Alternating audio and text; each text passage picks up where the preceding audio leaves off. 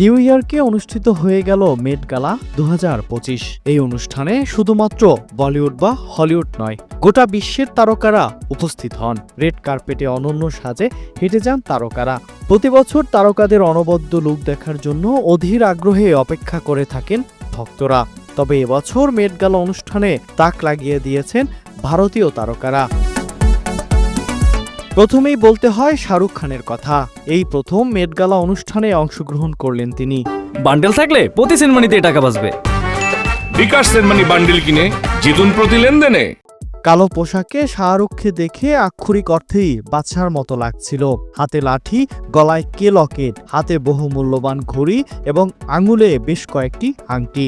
সব মিলিয়ে শাহরুখের দিক থেকে যেন চোখ সরছিল না কারো। চলতি বছর মেট গালার থিম ছিল টেলরিং ব্ল্যাক স্টাইল। থিমের সঙ্গে মানানসই সাজে সেজেছিল শাহরুখ। তবে মেট গালায় অংশগ্রহণের পরপরই তিনি জানান, এই প্রথম এবং শেষবার তিনি অংশগ্রহণ করলেন অনুষ্ঠানটিতে।